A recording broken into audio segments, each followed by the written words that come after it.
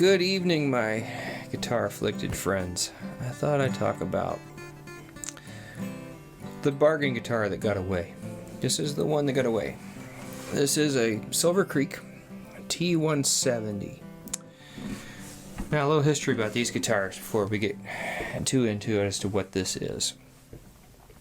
These were budget guitars that Guitar Center had as a private label for their Musician's Friend website. I think they're made by Recording King or whoever was making guitars for Recording King. Back then, I think they were actually called Johnson. They were the Carolina series, but a solid wood pre-war spec guitar that was under $1,000. So this is solid Sitka spruce top, solid rosewood back and sides, mahogany V-shaped neck with the coveted diamond volute, butterbean style close-on tuners. What's not to love? Well, 1 3/4 inch nut width and short scale too. I almost bought one.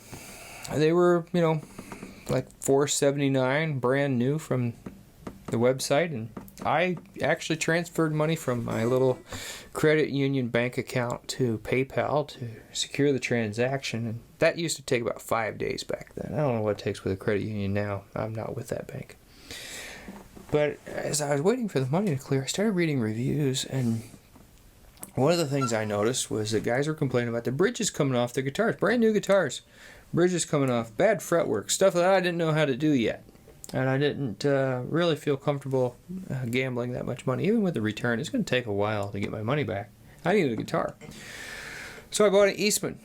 You've seen that guitar on the channel. If you look at some of my older videos, I've had that guitar for a long time. I still own it today.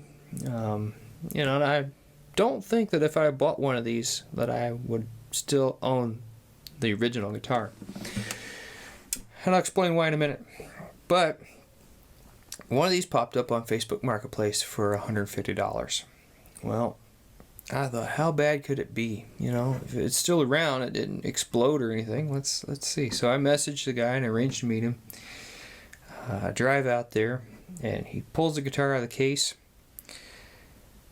And it had a feature that these guitars didn't come with from the factory. Someone had cut a sound port in the side of it.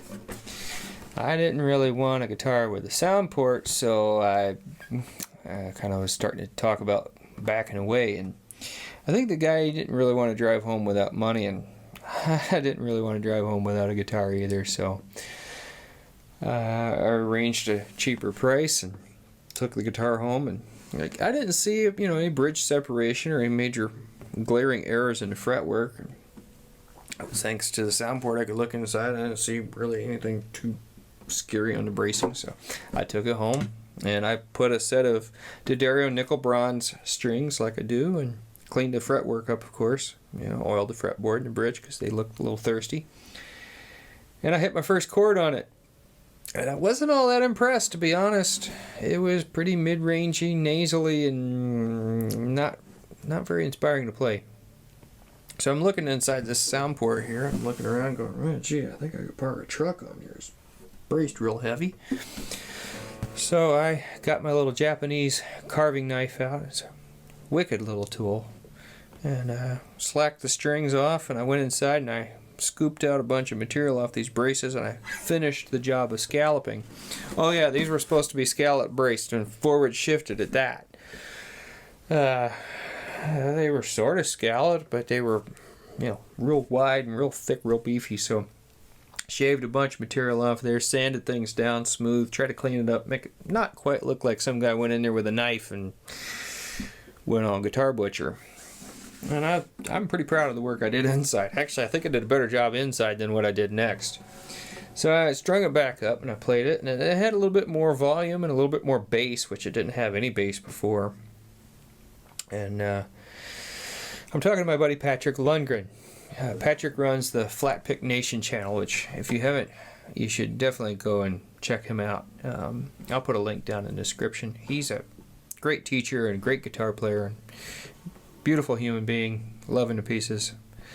I was talking to him about it, and I played him a clip of it because, why not? He said, man, that guitar just, something's holding it back. It's got to be the finish. You should sand the finish off it. Now, mind you, Patrick has done this quite a few times. He's endorsed by Recording King, and they've sent him guitars, and he's done this to almost everything he's got, I think, where he sands the finish off of them, and he refinishes them in nitro, and he'll enlarge the sound hole on the Dreadnought to make it kind of like the Tony Rice guitar, and he'll put cut-through saddles instead of the drop-ins, and he'll put upgraded pick guards and all these cool things to these guitars. So he's telling me, he's like, I'm telling you, if you change that finish, it's going to sound good. So I worked my nerve up, and I got the random orbital sander out, and I sanded all the finish off the back first. I thought if I screw up the back, nobody will really see it. So I sanded all that off, and it started to sound a little better after I put about 6 coats of True Oil, which is a good hand-rubbed wipe-on varnish for amateur guitar finishers like myself and people who are building kits, and I think a lot of pen turners and gun makers use it, actually, because it's really forgiving. So I put that on there, and it started to kind of sound a little better, but it was really nasal. So I sanded on the top, and I did a French polish shellac finish. This is garnet shellac, so a really dark color. Gives it a really vintage color to it, and in about 15 minutes I put enough pick wear on this thing this morning that it kind of looks like an old guitar now for sure. So it's a relic, or in the violin world they call it antiquing. I like the term antiquing on acoustic instruments, but it wasn't going to be a flawless factory looking finish. There was too much glue wicked into the end grain from where they glued the binding on with whatever super glue or whatever crap they used. So I decided to just go and make this guitar look as old as possible. And of course I put one of my custom pick guards on here, which a few of you guys might know about. I'm going to do the neck when these strings die, I think. I'm going to try to give it a nice satin oil finish. I don't know what I'm going to do about the acrylic inlays and stuff up here. My guess is they're going to probably melt as soon as I try to refinish it. And I don't even know if those are inlays. That could be a decal. Anyway, all that to say, $100 investment, all said and done, gets me the husk of a guitar that I finished up the way a lot of $5,000 guitars are done, with a hand rub finish, French polish top. And pre-war guitar companies, some of those companies are doing these relic finishes. What did I end up with for $100? Well, I ended up with this.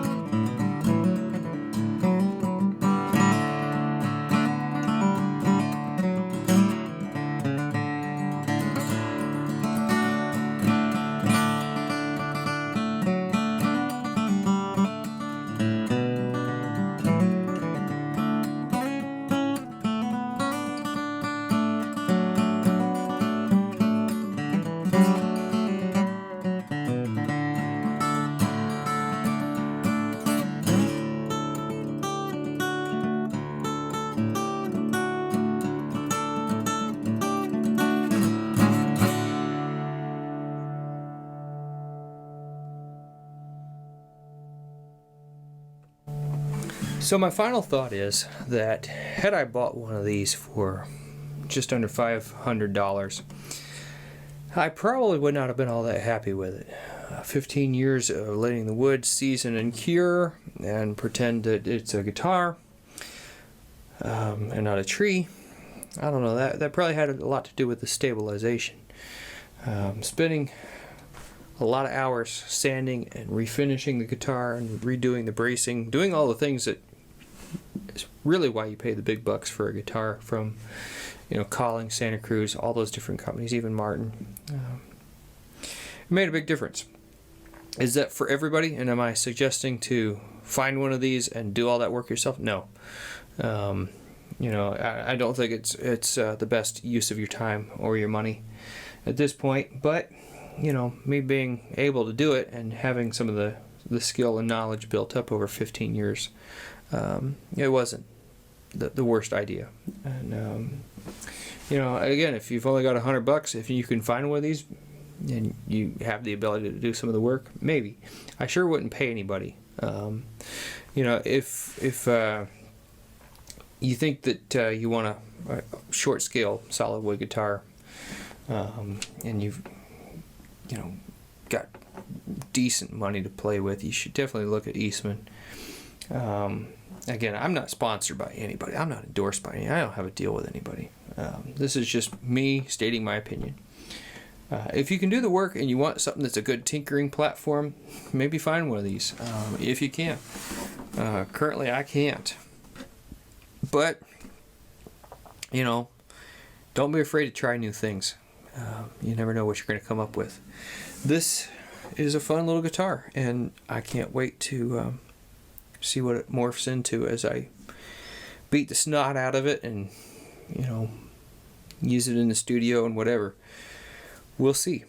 Anyway, this one has gone on long enough. I'll see you later.